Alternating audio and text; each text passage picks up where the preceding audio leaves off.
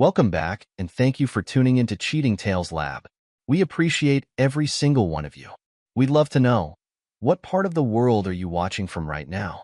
Let us know in the comments. Now, let's dive into today's story. Chapter 1. The Return. Staff Sergeant Scott Hood stood motionless at the airport terminal, his muscled frame rigid with the discipline of 15 years of military service. His weathered features reflected the harsh realities of 3 combat tours with the 75th Ranger Regiment. At 35, the lines etched around his eyes spoke of countless missions and split-second decisions that meant the difference between life and death. Beside him, Sergeant Wes Logan shifted his weight, breaking the silence. Home sweet home, Staff Sergeant. Scott's jaw tightened as he surveyed the civilian landscape before him. Home is a relative term, Wes. The drive to the Victorian mansion was quiet, punctuated only by the steady hum of tires on asphalt. Scott's grandfather's legacy stood proudly against the afternoon sky, its restored architecture a testament to Colonel Terrence Mendez's dedication after returning from Korea. Scott had poured every spare dollar from his combat pay and re-enlistment bonuses into maintaining its grandeur, even during his deployments. As they pulled up to the curb, Scott noticed subtle changes to the property. New security cameras dotted the exterior, their presence almost hidden among the architectural details. A fresh coat of paint covered the trim, and professional landscaping had transformed the once modest garden into something more elaborate. "Quite a place you've got here," Wes remarked, helping Scott with his bags. "Your wife's been busy." Scott's response was cut short by the front door flying open. His 3 children burst out, their excited voices filling the air. Dad's home." 9-year-old Daniel led the charge, followed by Rachel, 12, and 14-year-old Kevin bringing up the rear with more reserved enthusiasm. Behind them came Angie, her blonde hair styled perfectly, wearing a sundress that seemed too formal for a homecoming. "Welcome home, soldier," she called out, her smile bright but her eyes calculating.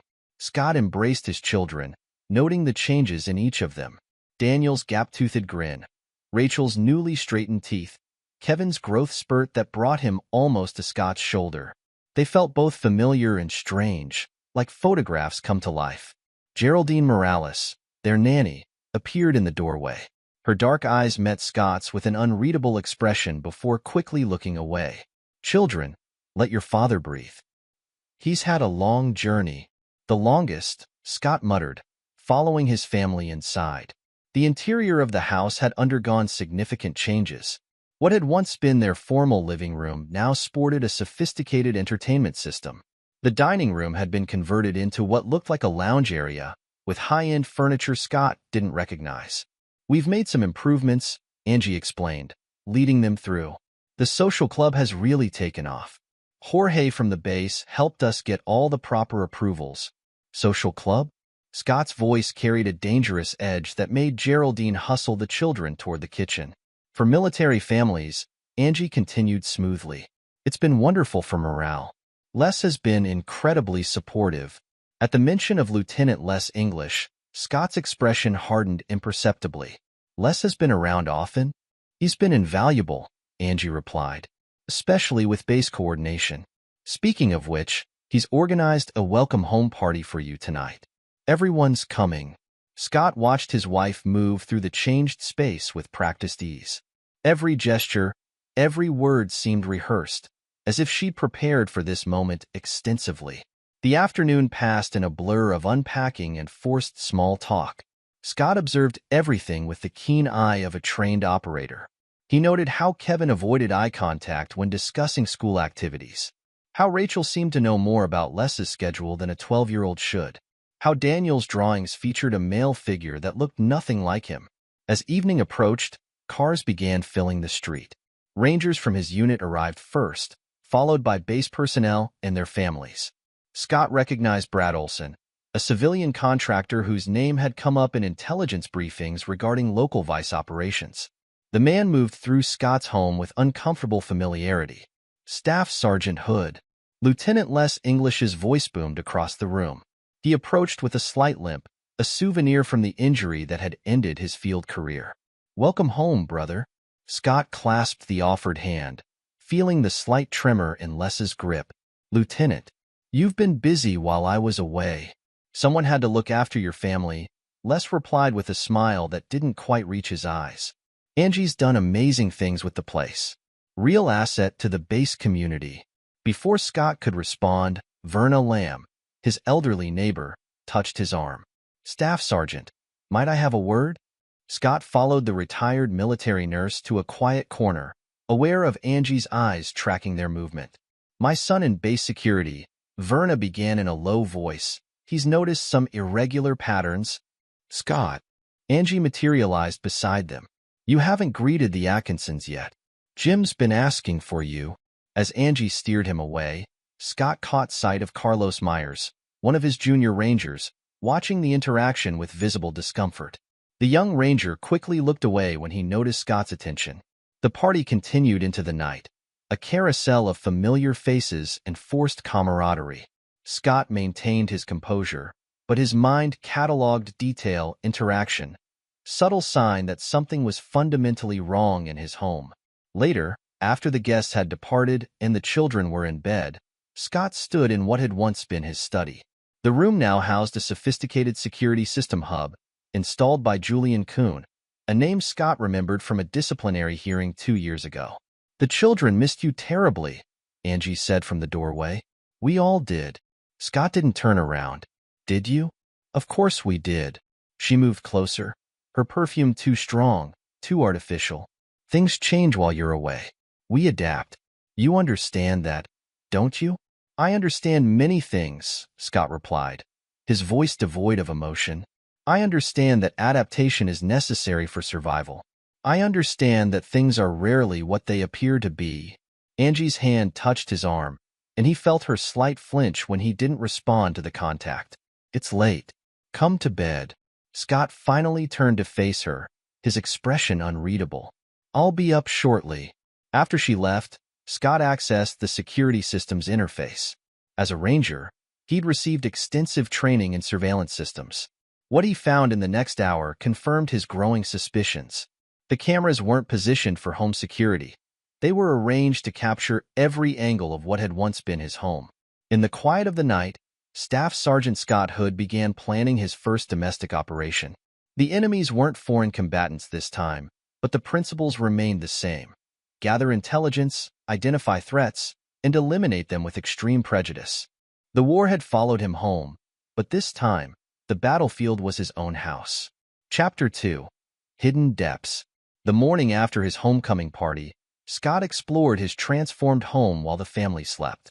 The basement revealed the most dramatic changes. A professional bar setup dominated the space, complete with top-shelf liquor and sophisticated lighting systems.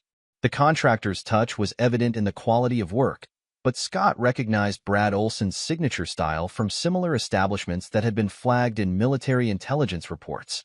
Impressive setup, isn't it? Les English's voice startled Scott. The lieutenant stood at the bottom of the stairs, his limp more pronounced in the early hour. Brad did an amazing job with the renovation. Scott's muscles tensed, but his voice remained neutral. You're here early, Lieutenant. Please, it's just Les now. He moved toward the bar with familiar ease. I promised Angie I'd help coordinate some deliveries for tonight's gathering. Another party? More of a regular social event. Keeps morale up while you boys are deployed. Les began checking inventory behind the bar. The wives appreciate having a place to unwind. Scott watched his former second-in-command handle bottles with practiced expertise. Seems elaborate for a family support group. Times change, Scott. The old coffee and cookies meetings don't cut it anymore. Les paused, studying Scott's expression. You're having trouble adjusting? It's normal after deployment. Is it normal for a base security chief to overlook unauthorized entertainment equipment? Scott gestured to the professional sound system installed along the walls. Jim Atkinson's usually more thorough than that. Les's smile tightened. Jim understands the importance of community support. We take care of our own, remember? Their conversation was interrupted by footsteps on the stairs. Carlos Myers descended, freezing when he saw Scott. The young ranger's face paled noticeably. Staff Sergeant Hood, I was just helping with deliveries too, Carlos? Scott's tone made the question sound like an interrogation. I should go, Carlos stammered, backing up the stairs. Physical therapy appointment. Les watched him retreat. Kid's still recovering from that training accident. We try to keep him busy, give him purpose. How very thoughtful of you. The morning progressed with a steady stream of visitors. Flora Ball arrived with paperwork for what she called event planning, though she quickly tucked the documents away when Scott approached. Jim Atkinson made a brief appearance, his usual authoritative demeanor subdued in Scott's presence. Around noon, Verna Lamb caught Scott alone in the garden. The elderly nurse's eyes darted nervously toward the house before she spoke. My son's been trying to tell me something about this place, she began. The activities here don't match any official base social calendar. The people coming and going at all hours. Mrs. Lamb, Angie's voice cut through the conversation like a knife. I thought we discussed your concerns about noise levels last month. Verna straightened her spine, military bearing evident despite her age. Yes, well, I thought Staff Sergeant Hood should be aware. We have all the proper approvals, Angie interrupted smoothly. Perhaps you'd like to join us for one of our events? See for yourself how everything is handled professionally. The elderly woman's lips pressed into a thin line. No, thank you. I should be going. Scott watched the interaction with growing suspicion. His wife's ability to redirect and dismiss concerns spoke of extensive practice. Later that afternoon, Scott found himself reviewing security footage in his study. The sophisticated system, installed by Julian Kuhn, provided coverage of every room except the bedrooms. As he watched weeks of archived footage, his expression grew increasingly stoic. The social events were far from innocent family gatherings. He observed less English entertaining groups in the basement bar, his hands lingering too long on shoulders, his whispered conversations drawing nervous laughter. Brad Olson made regular appearances, often accompanied by individuals Scott recognized from intelligence briefings about local vice operations. Most disturbing were the glimpses of Rolando Bryant, a known drug supplier, making discreet deliveries during events. The camera angles captured exchange, handshake, envelope passed in shadows. Your security system gives you access to everything. Julian Kuhn's voice came from the doorway. The disgraced former ranger leaned against the frame, his civilian clothes unable to hide his military bearing. That's what you wanted, isn't it? Scott turned slowly in his chair. What I wanted? The installation request came through Les.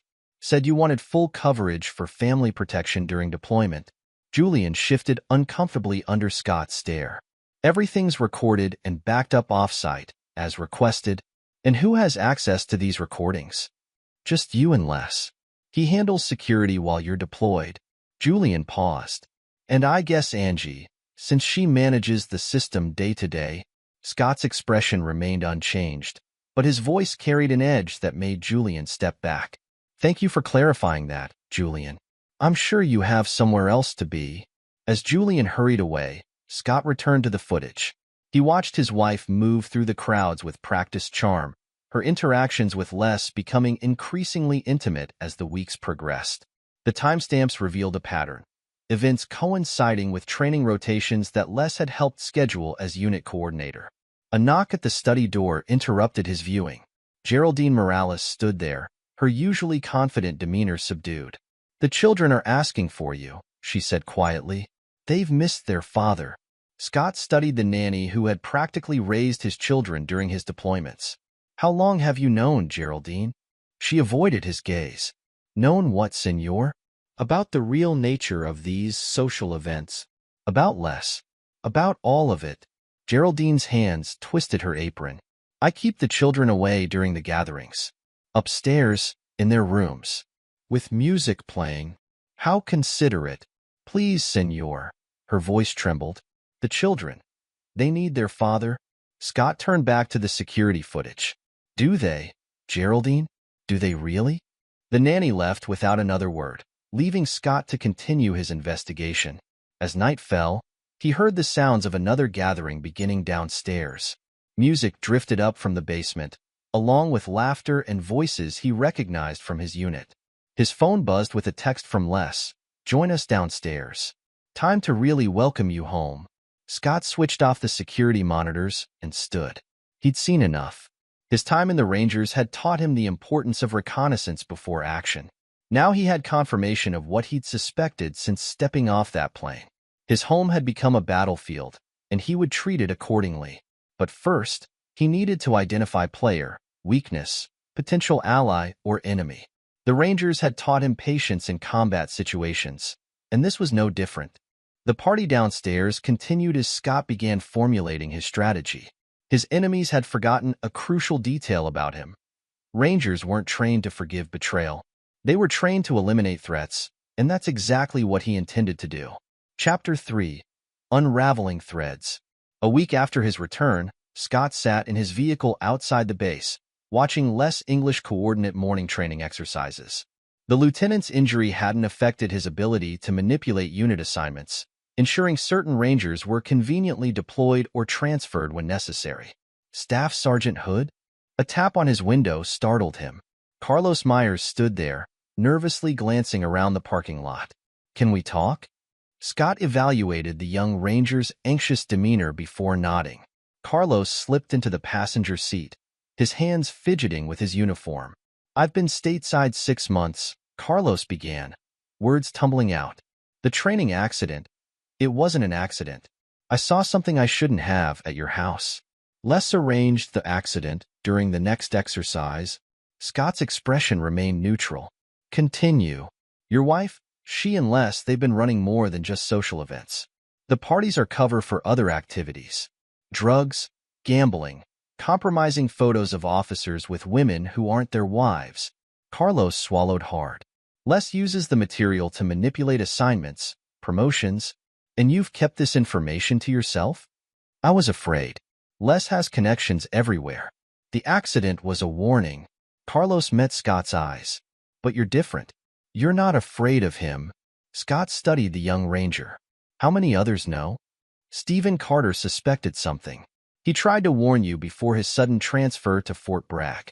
Natalie Sampson and personnel noticed irregular patterns in unit assignments, but Les threatened her career. A knock on the driver's window interrupted them.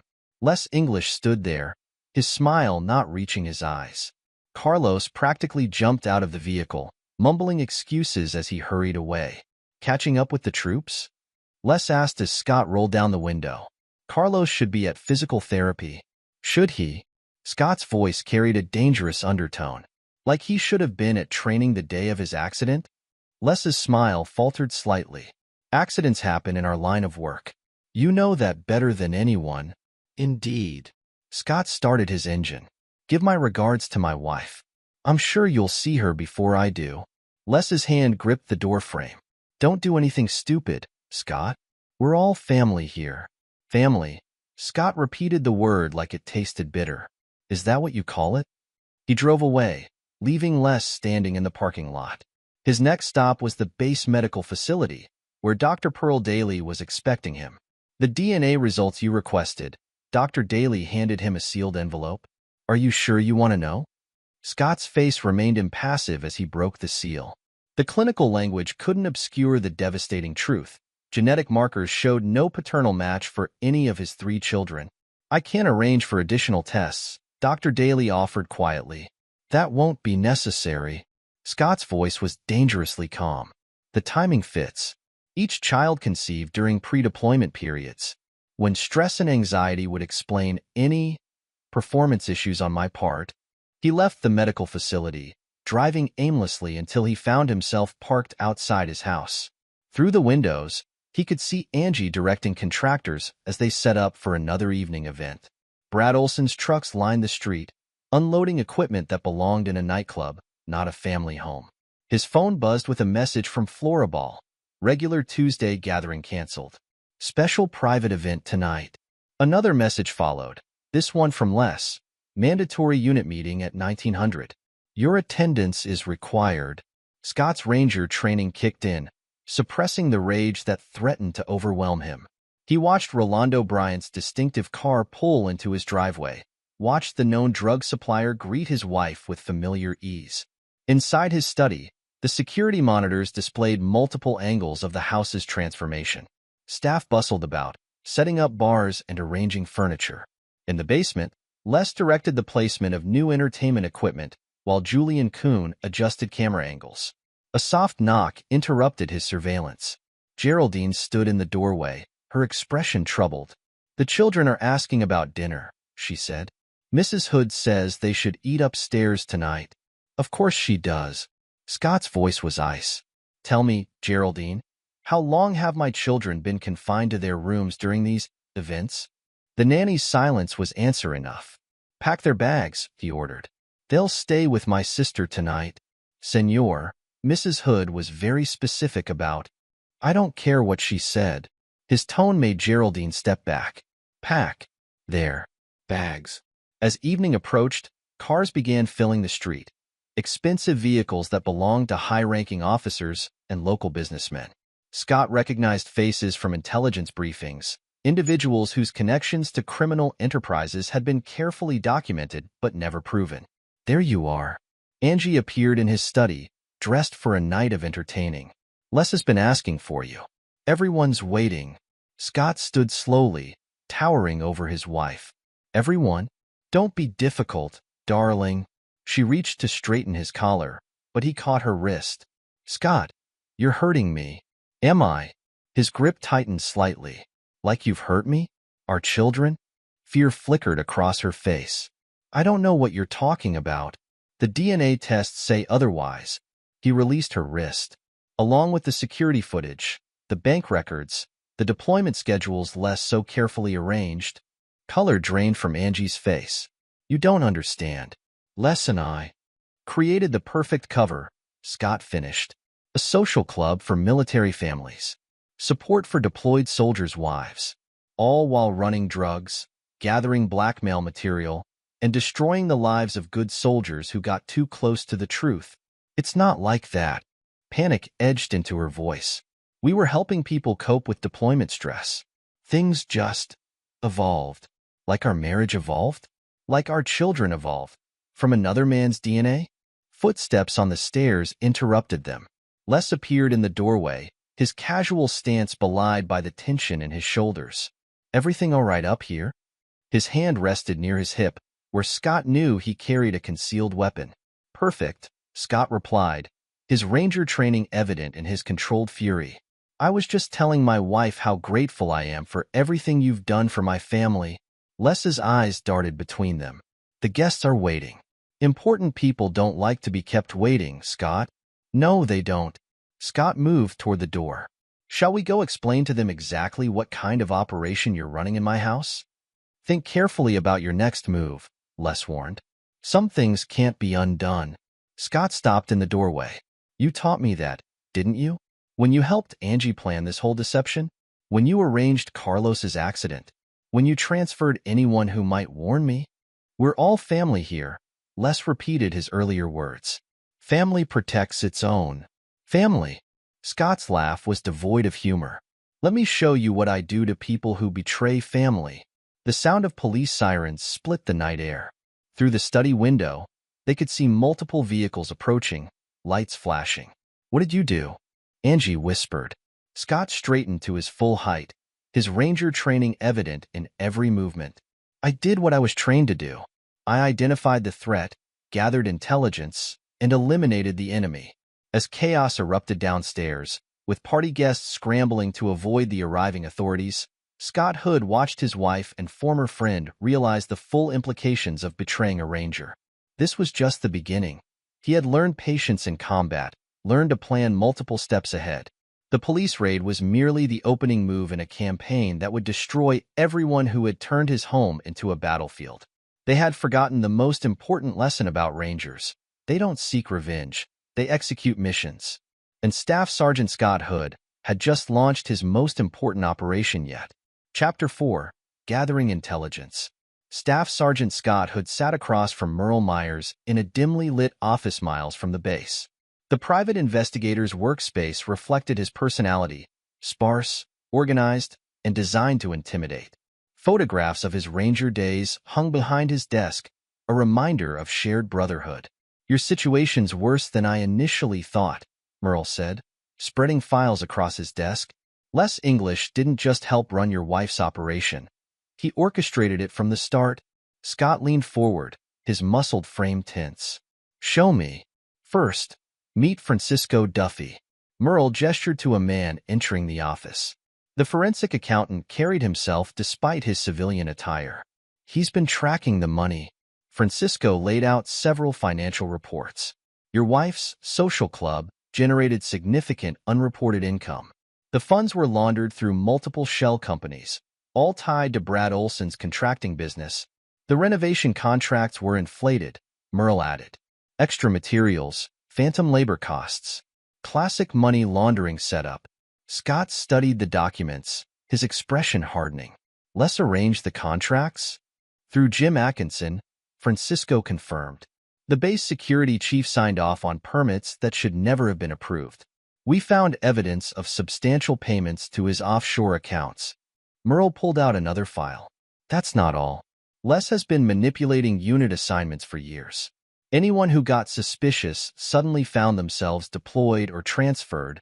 Like Stephen Carter? Scott's voice carried a dangerous edge. Exactly. But here's where it gets interesting. Merle produced a list of names. Natalie Sampson in personnel noticed the pattern. She kept quiet after Les threatened her career, but she's been documenting irregularities. Scott memorized the names. Contact her. Carefully. Already did. Merle slid a thumb drive across the desk. She's willing to talk, but only to you. Says she has proof of Les forging deployment orders. The meeting was interrupted by Scott's phone buzzing. A message from Dr. Pearl Daly. Medical records ready for review. Urgent findings. The DNA tests? Francisco asked quietly. Scott's jaw tightened. Among other things.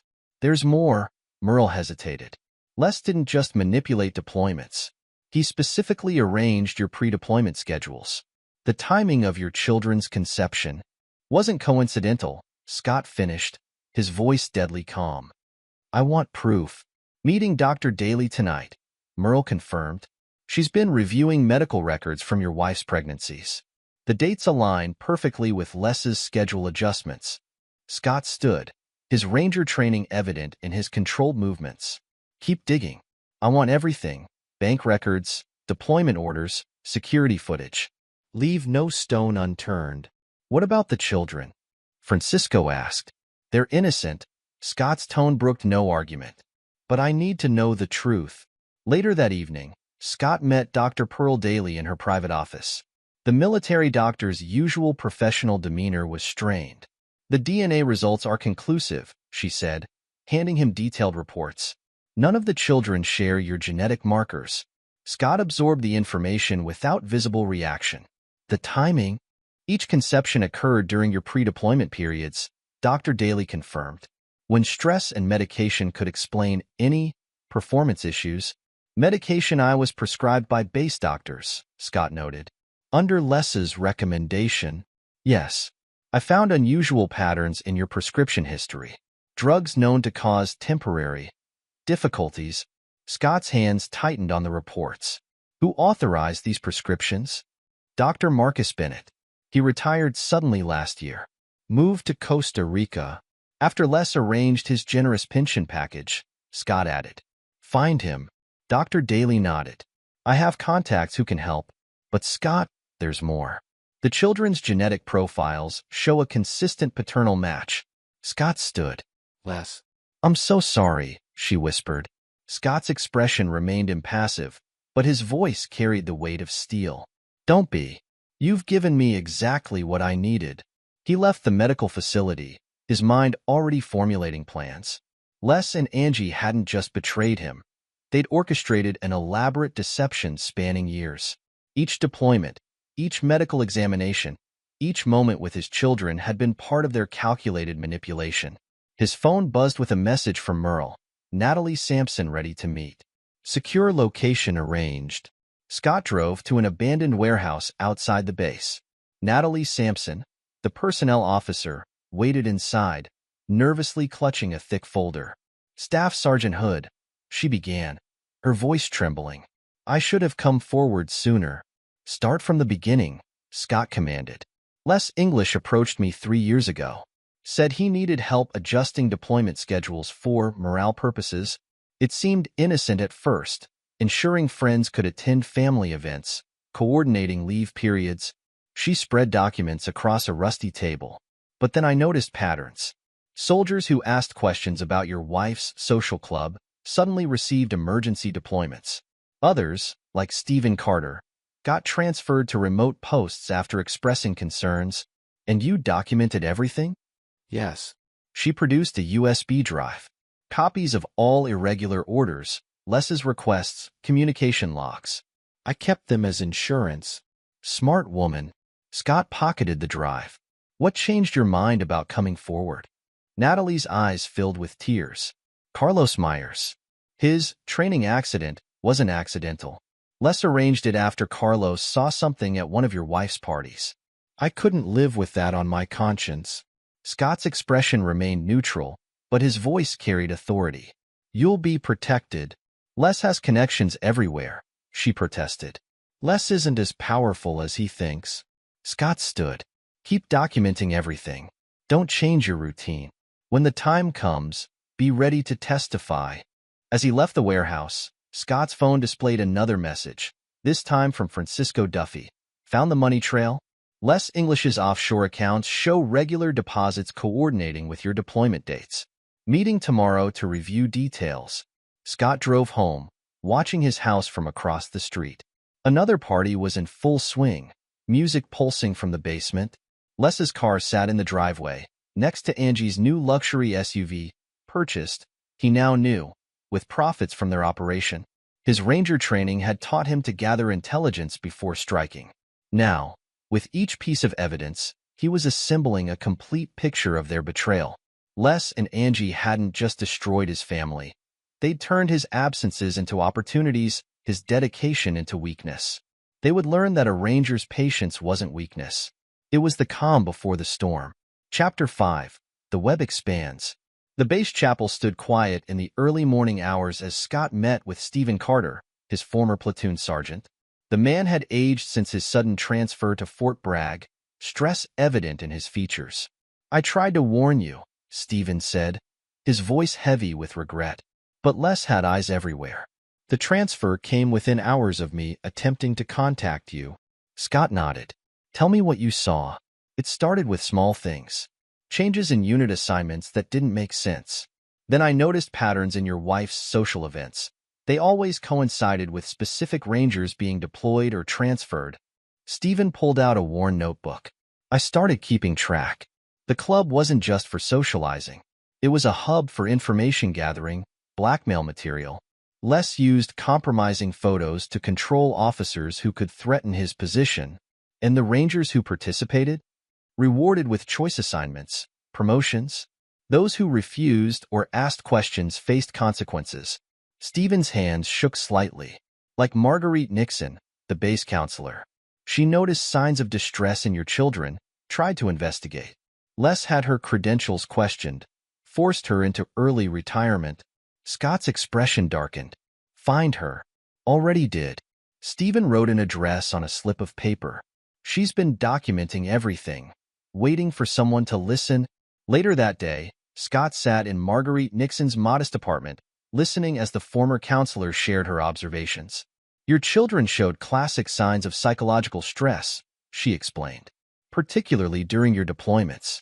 But when I tried to schedule additional sessions, both Angie and Les blocked my efforts. What kind of stress? Kevin exhibited aggressive behavior toward male authority figures. Rachel developed anxiety around social events. Daniel, she hesitated. Daniel started drawing disturbing pictures, especially after overnight events at your house. Scott's jaw tightened. You have copies of these drawings? Everything's documented. She retrieved a thick file, including Les's threats when I attempted to report my concerns. He said he'd destroy my reputation, claim I was mentally unstable. He won't threaten anyone else, Scott promised, his tone making Marguerite shiver. The investigation led Scott to Elvira Avila, the base housing manager. She broke down quickly under his questioning. I covered up noise complaints, parking violations, she admitted. Les said it was for morale purposes. Then I saw things. Deliveries at odd hours, people leaving in distressed states. Rolando Bryant's deliveries? Elvira paled. Yes, but it wasn't just drugs. There were videos, photographs. Les kept records of everything that happened in that house. Scott's next stop was Kenny Richards, the civilian contractor who'd worked with Brad Olson on the house renovations. The man's workshop reeked of fear when Scott entered. I just followed orders, Kenny stammered. Brad handled all the special installations, hidden rooms, recording equipment. Les provided the specifications. Show me the plans. Kenny's hands shook as he unrolled detailed blueprints. The cameras were Brad's idea. Said it was for security, but the angles, they weren't meant for protection. Scott studied the layouts. Who has copies? Just Les and Brad. And Kenny swallowed hard. Your wife. She supervised everything while you were deployed. The contractor flinched as Scott's hand slammed onto the blueprints. Please. I have a family. So did I, Scott replied, his voice arctic. Remember that when they come asking questions. A message from Merle interrupted his interrogation. Melody McCullough requesting meeting. Says she has recordings. The military spouse waited in Merle's office, clutching a phone like a lifeline. I was there. She began without preamble. At the parties. Angie. She bragged about everything. How she and Les planned it all. Play the recordings, Scott commanded. Angie's voice filled the room, alcohol making her loose-tongued. It was too easy. Les arranged Scott's deployments perfectly. The timing, the medications, everything. Those stupid ranger training exercises kept him away whenever we needed. Another recording, this time at a private gathering. The children? Please. Scott's so focused on being the perfect soldier, he never questioned the timing. Les made sure of that. The recordings continued, each revelation more damning than the last. Angie detailed how Les diverted base resources, manipulated assignments, and built their operation using Scott's ranger connections. Why come forward now? Scott asked after the final recording. Melody's eyes filled with tears. My husband's in your unit. Les tried to use photos from one of Angie's parties to force him into their operation. He killed himself last week. Scott's expression remained controlled, but his voice carried deadly promise. You'll testify? yes, Melody's voice strengthened. In them, Staff Sergeant. In them all. As Scott left Merle's office, his phone displayed a message from Stephen Carter. More Rangers coming forward. Les's network bigger than we thought. Meeting tomorrow to compile testimonies. The web of betrayal stretched further than he'd imagined, encompassing not just his family but the entire Ranger community. Les and Angie hadn't simply betrayed him. They'd corrupted the very brotherhood he'd sworn to protect. Scott drove to the base, watching Les coordinate morning training through steel-cold eyes. Soon, his former friend would learn the true meaning of Ranger justice. The evidence was mounting, the witnesses gathering. When Scott struck, there would be no escape, no mercy, no forgiveness. Rangers weren't trained to forgive betrayal. They were trained to eliminate threats. And Scott Hood was about to demonstrate exactly why he'd earned his reputation in combat. Chapter 6, Breaking Point. The base function hall buzzed with activity as Scott surveyed the gathered crowd. His Ranger training noted exits, security positions, potential threats. Les English worked the room with practiced ease, Angie at his side, both unaware of the approaching storm. Staff Sergeant Hood, Colonel Richardson nodded in greeting. Good to have you back. Scott maintained his professional demeanor. Thank you, sir. Interesting gathering. Have they, sir? Before the colonel could elaborate, Les approached, clapping Scott's shoulder with false camaraderie. Scott, finally joining the social circuit? Wouldn't miss it. Scott's tone made Les's hand drop, especially with such an interesting guest list. Les's eyes darted to where Brad Olson chatted with base officials. Just supporting the community. Like always. Always the dedicated officer, Scott agreed, his voice carrying an edge that made Les step back. Speaking of dedication, how's the investigation into Carlos Myers' accident going? Color drained from Les's face. Standard training incident. Nothing to investigate. Really? Scott's voice carried across the suddenly quiet space. Natalie Sampson's records suggest otherwise. Angie appeared beside them, her smile brittle.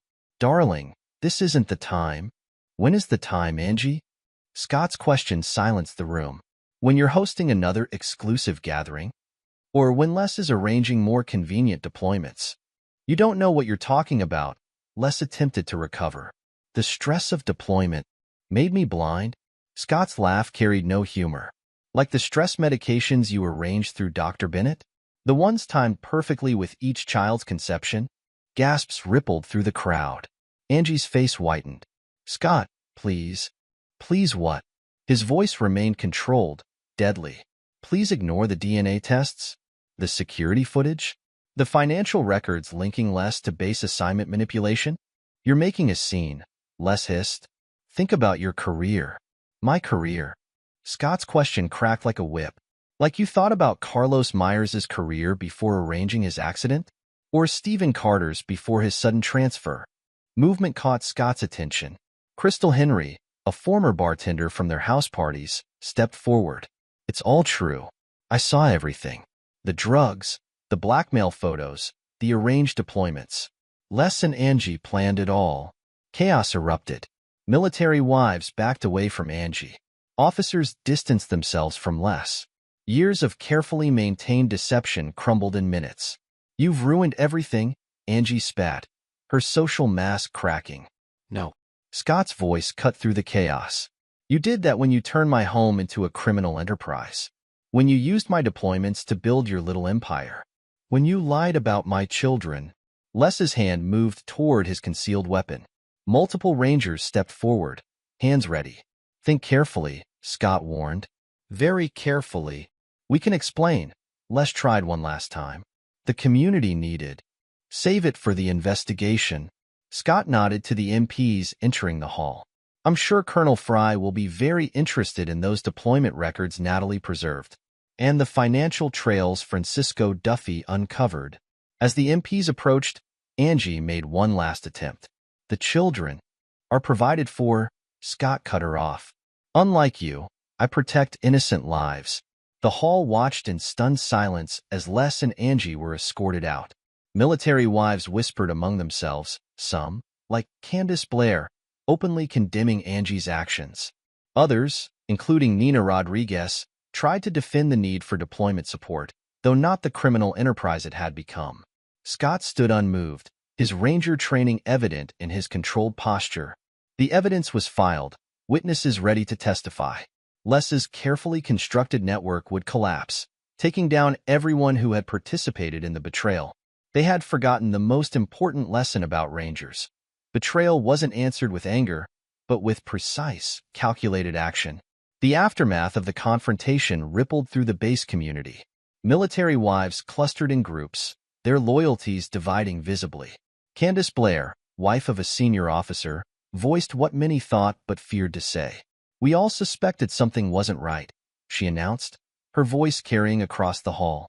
Those parties weren't about supporting deployed soldiers' families. They were about power and control.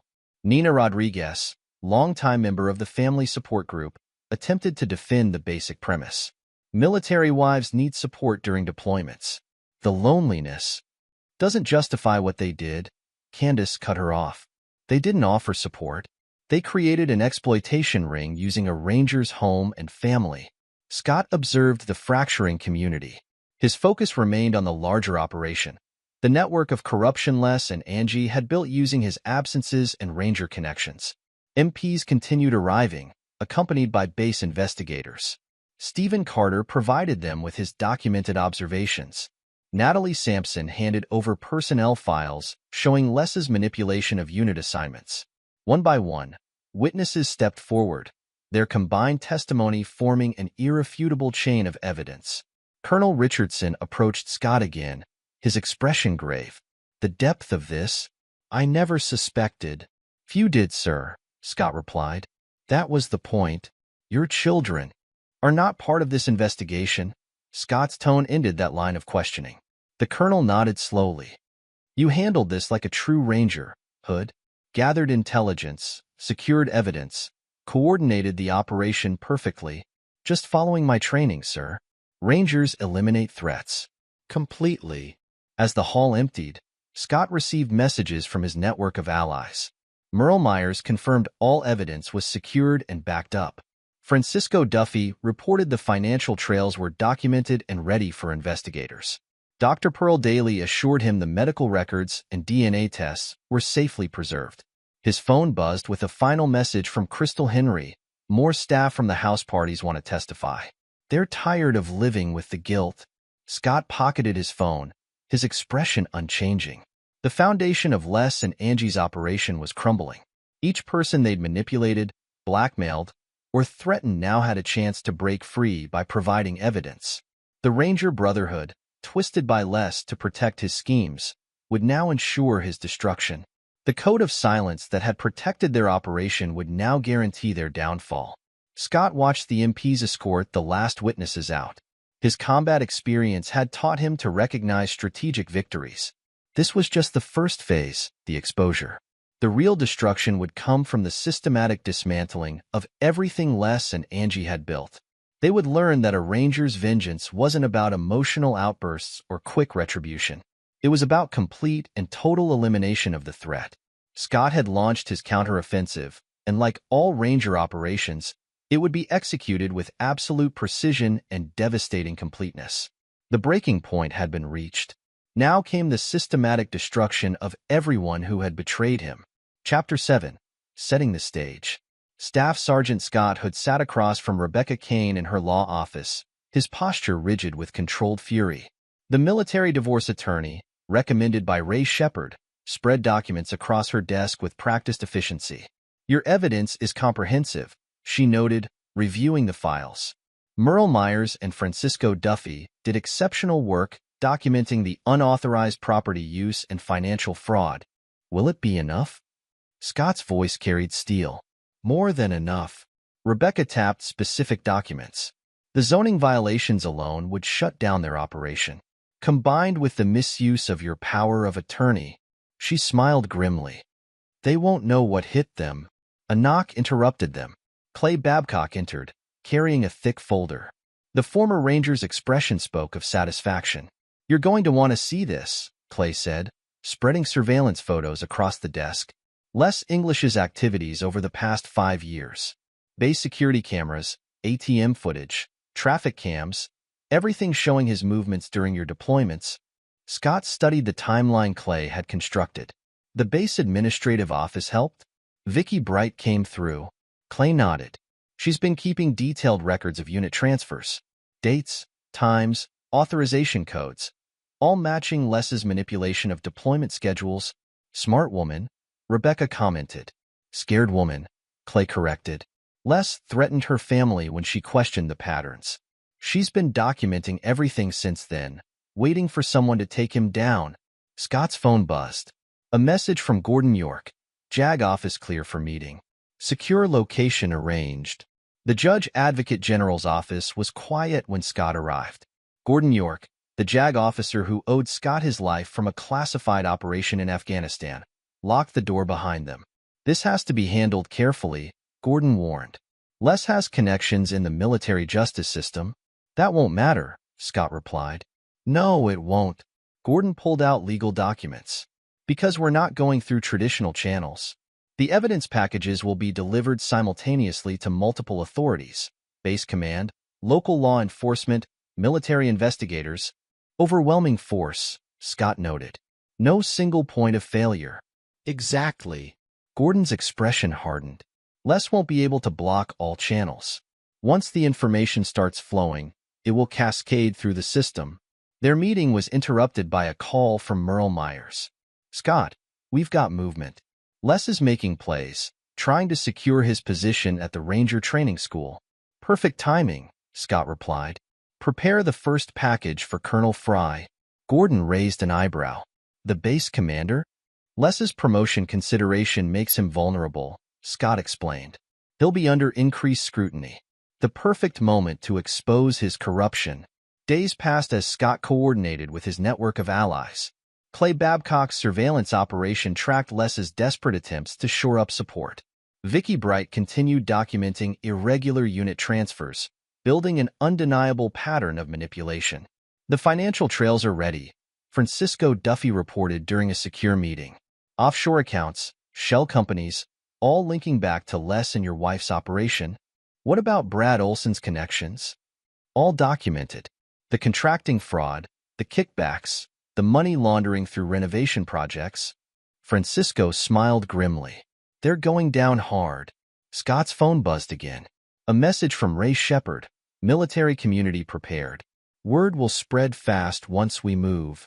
The pieces were falling into place. Each ally played their role, building an inescapable web of evidence and testimony. Les and Angie had spent years constructing their empire of betrayal. Scott would destroy it in days. One more thing, Rebecca said as their meeting concluded. The house sale is arranged. Veterans organization ready to move once we pull the trigger. Scott nodded. The Victorian mansion, his grandfather's legacy, would serve a better purpose. The transformation from den of corruption to PTSD rehabilitation center would be the final insult to Les and Angie's operation. Later that night, Scott reviewed the battle plan in his temporary quarters. Phase 1 would target Les's professional aspirations. The evidence delivered to Colonel Fry would end any chance of promotion. Phase 2 would expose the criminal enterprise to law enforcement, while Phase 3 would destroy their standing in the military community. His phone displayed a final message for the day from Gordon York. All legal channels prepared. Green light when you're ready. Scott's expression remained cold as he sent the execution order. Begin. Chapter 8. Systematic Destruction. Colonel Oscar Frey's office desk groaned under the weight of evidence files anonymously delivered that morning. Security footage from Scott's house played on his computer screen, showing Les English coordinating illegal activities during official base functions. The colonel's face reddened as he reviewed deployment records. This goes beyond corruption. This is a systematic abuse of power. His phone rang. Sir, Lieutenant English is here regarding his training school position consideration. Send him in. Colonel Frey's expression hardened. Let's see him explain this. Les entered confidently, then froze at the sight of the files. Sir, I can explain. Can you? Fry gestured to the security footage. Explain how you manipulated unit assignments to facilitate criminal activities? How you used a ranger's home to run an unauthorized club while he was deployed? These allegations are thoroughly documented. The colonel pushed forward Natalie Sampson's records, including your systematic removal of potential whistleblowers through strategic deployments and transfers. Les's face paled. Sir, the base community needed what? Frey's voice cracked like a whip. Drugs? Blackmail? Exploitation of deployed soldiers' families? I was maintaining morale. You were building a criminal enterprise using base resources. Fry stood. Your consideration for the training school position is denied. Consider yourself under investigation. Before Les could respond, Holly Hammond from the Military Times walked in, followed by local law enforcement. Colonel Fry. Holly nodded. I believe you've had time to review the evidence I sent?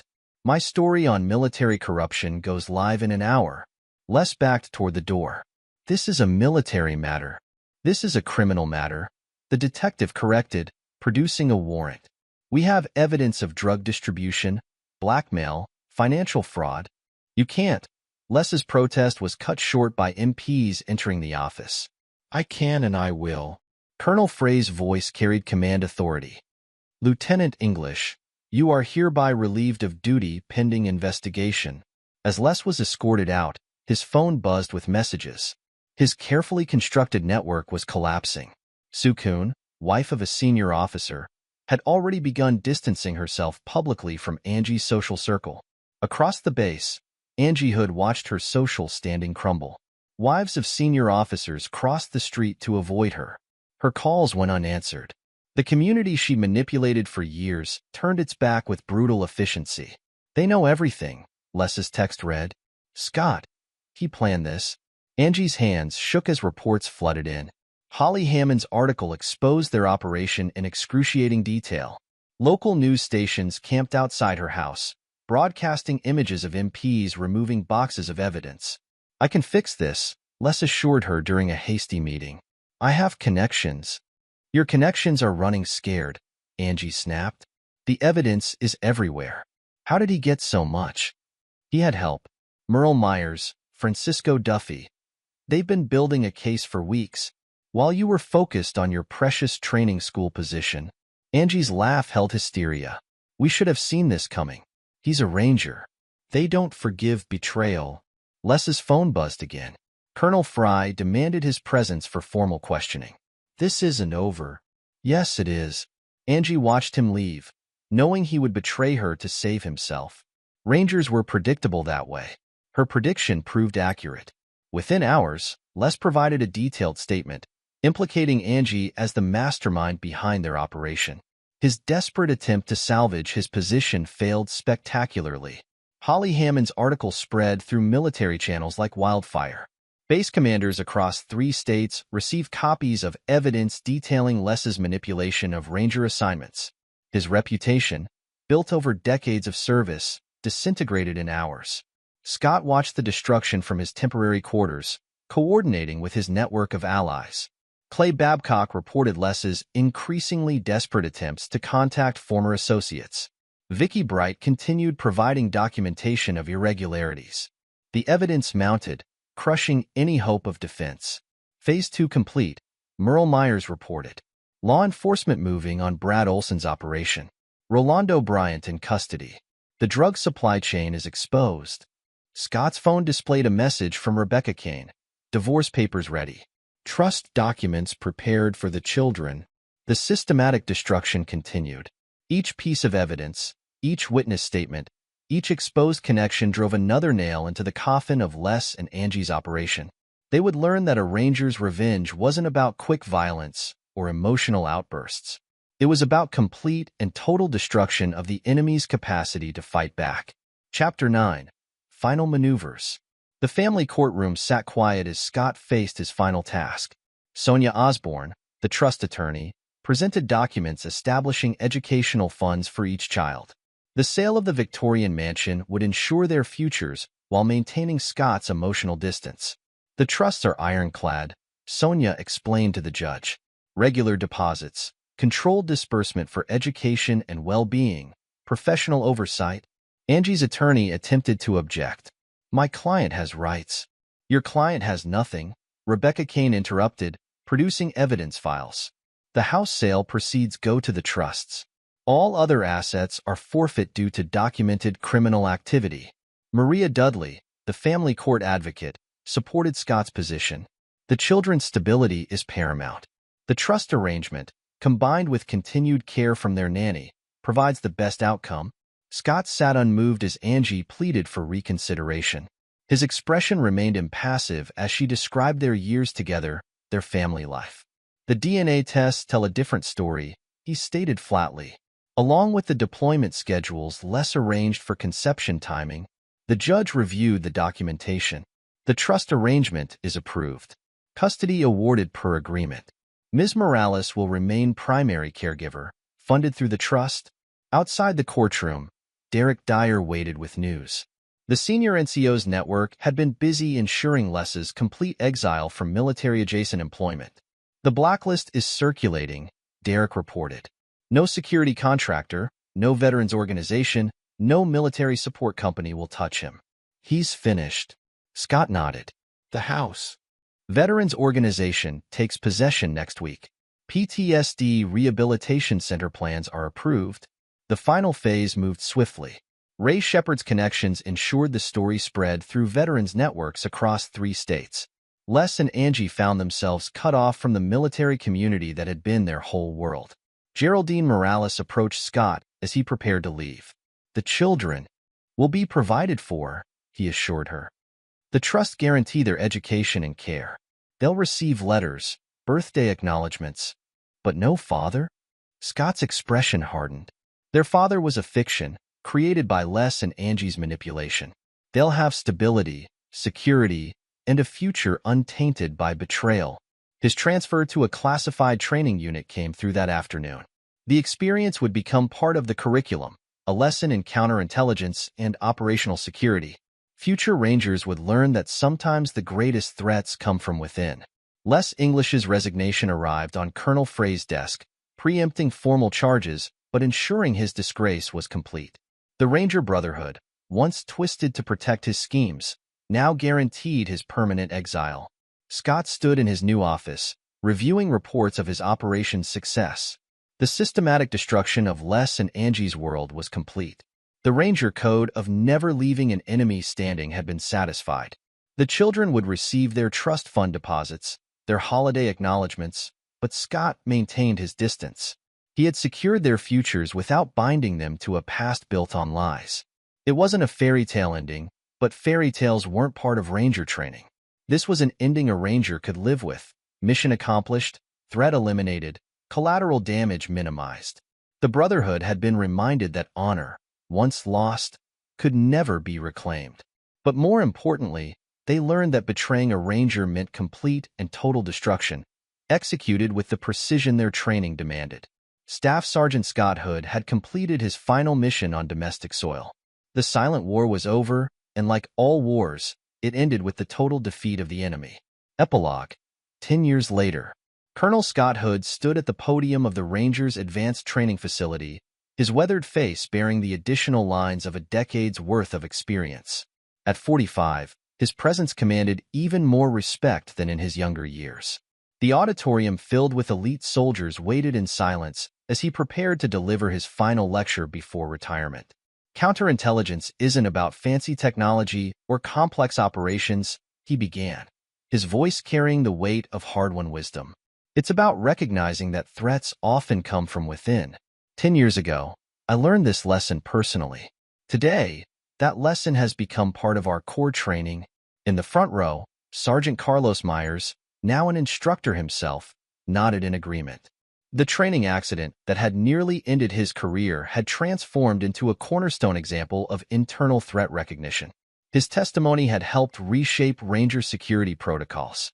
After the lecture, Scott reviewed the latest reports from his network of contacts.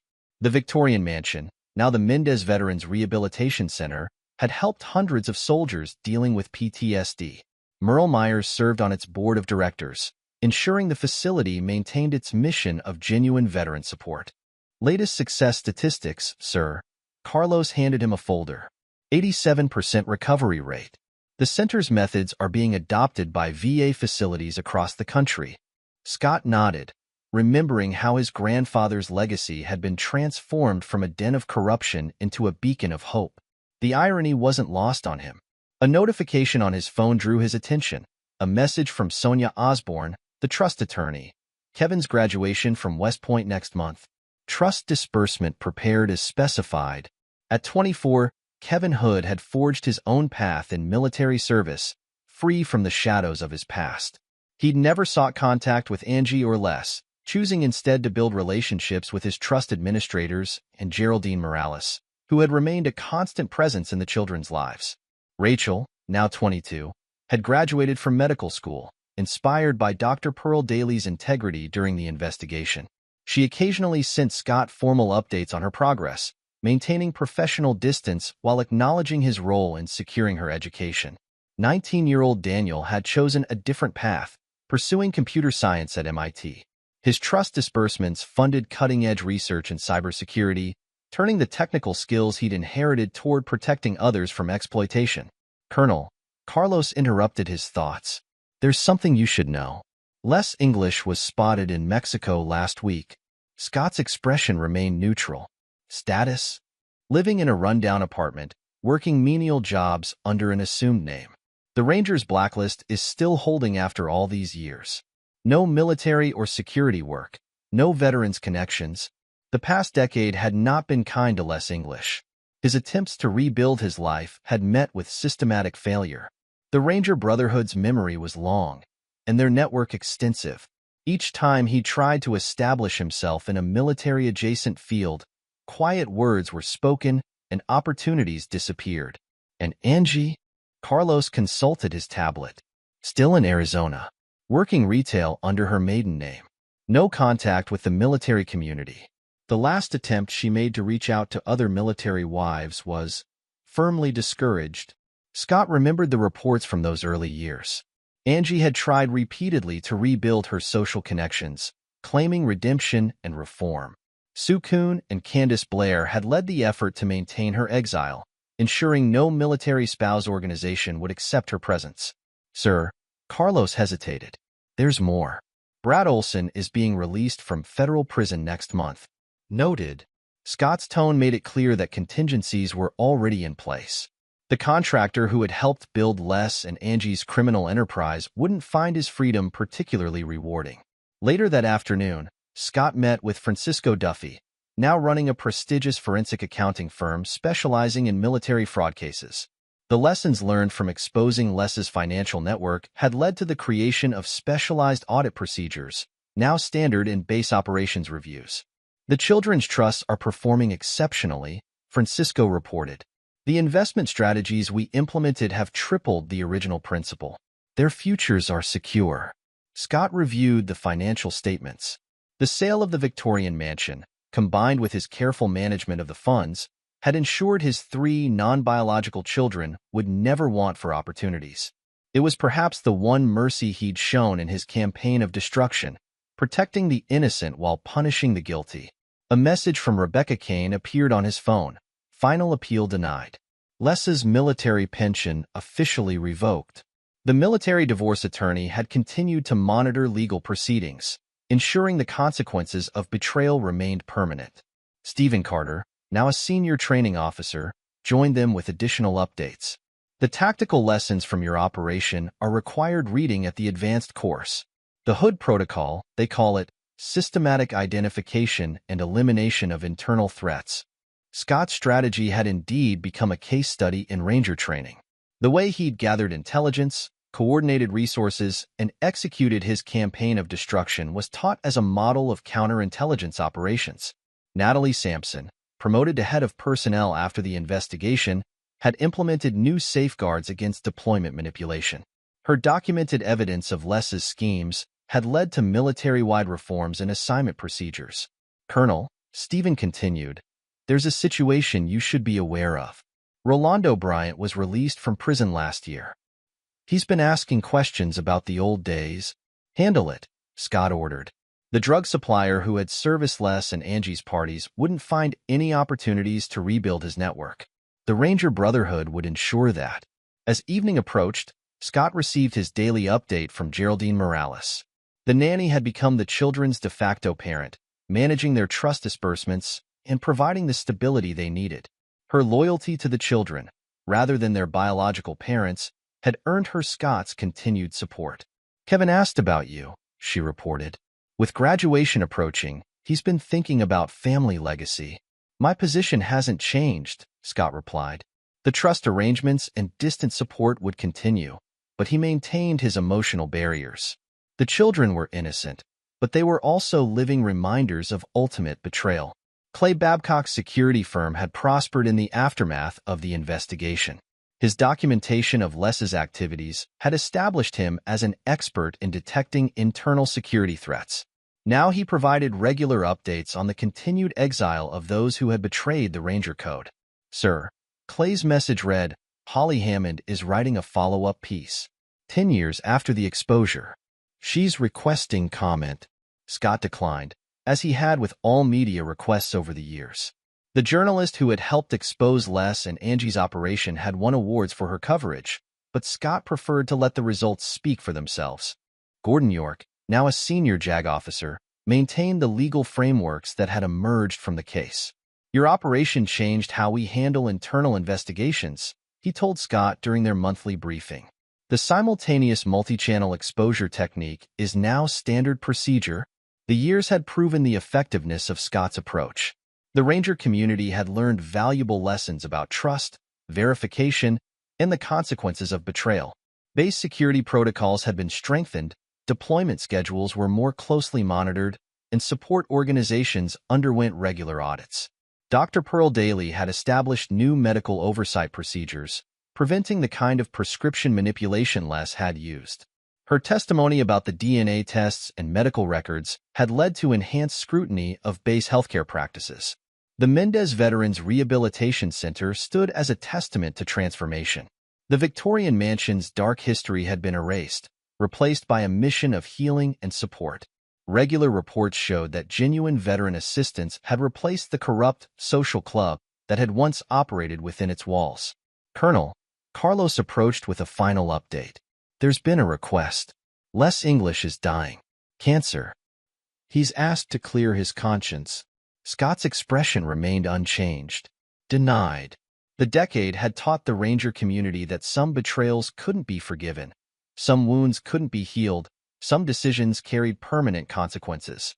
Les English would face death as he had lived the past 10 years, alone, excluded, bearing the full weight of his choices. Angie's recent attempts to publish a memoir had met with swift legal action. Rebecca Kane had ensured that non-disclosure agreements and criminal plea deals prevented any attempt to profit from or rewrite the past. As Scott prepared to leave his office for the last time, he reviewed the legacy of his operation. The Ranger Brotherhood had emerged stronger, more vigilant, better prepared to identify and eliminate internal threats. The price of betrayal had been clearly demonstrated, the consequences made permanent and inescapable. The children had grown into successful adults, their paths unmarked by their parents' crimes. The trust arrangements had worked as intended, providing opportunities while maintaining necessary distance. They would never know the full story, never understand the calculated mercy that had separated them from their parents' destruction. A final message appeared from Ray Shepard. Brotherhood sends regards. Mission parameters maintained. Threat containment permanent. Scott nodded in satisfaction. A decade had passed, but the lesson remained clear. Rangers protected their own, punished betrayal, and never left an enemy standing. His operation had become a template, his methods a standard, his results a warning to any who would betray the Brotherhood. The Silent War had ended years ago, but its impact continued to shape military culture. In the end, Staff Sergeant Scott Hood's most significant victory hadn't been the destruction of his enemies, but the transformation of their betrayal into a force for positive change. The Victorian mansion healed broken soldiers. The children pursued honorable lives. The Ranger Brotherhood stood stronger and more vigilant.